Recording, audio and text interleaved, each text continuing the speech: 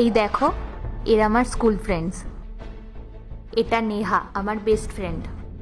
দেখো বাবা মা। এই দেখো, বাবাকে কি মোটা লাগছে না?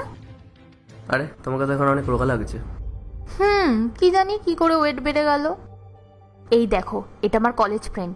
এটা রনিতের বিয়ের সময়ের ফটো।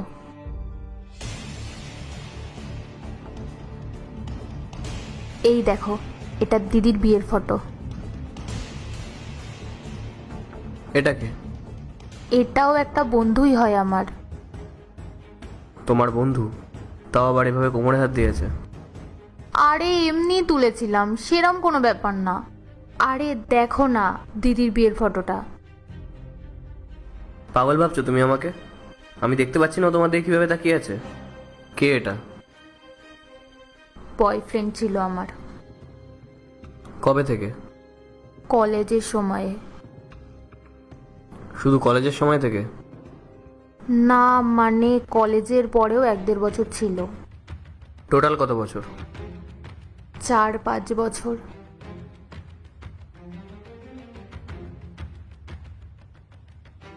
আরে ওটা তো আমার পাস্ট ছিল, আমি তাই জন্যই তোমাকে কিছু বলিনি। আর পাস্টটা তো কবেই চলে গেছে, তাই না? ওই ব্যাপারে আর কি বা কথা বলতাম। আরে আমি তো ওকে ভুলেই গেছি কবে। এটা ভুলে গেছো তুমি? এখনো ফোনে ফটো সেভ করে রেখেছো? আরে ইয়ার, এটা তো আমার ফোনে ভুল করে রয়ে গেছে। নয়তো আমি সব ফটোই তো ডিলিট করে দিয়েছি, তাই না? দাঁড়াও, এই ফটোটাও আমি ডিলিট করে দিচ্ছি। তুমি এটা দেখো, দিদির বিয়ের ফটো। কি হলো? কিছু না, আমার ভাল লাগছে না, আমি ওই ঘরে যাচ্ছি। আরে কিন্তু হয়েছেটা কি? আরে সেটা তো বলো। ওই ওই আরে কি হয়েছে?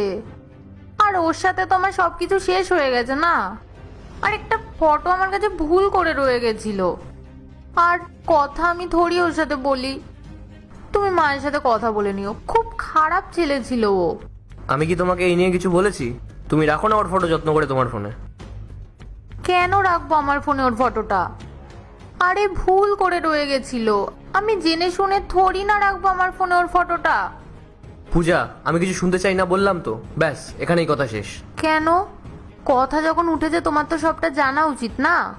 আমি 4-5 বছর ধরে রিলেশনে ছিলাম, আর যখনই বিয়ের কথা বলতাম না তখনই ও এড়িয়ে যেত। আর তাই তুমি আমাকে সেকেন্ড অপশন ভেবে নিয়েছিলে? আরে কেন আমি তোমাকে সেকেন্ড অপশন ভাববো? ওর সাথে তো আমার সবকিছু শেষ হয়ে গেছে, না হলে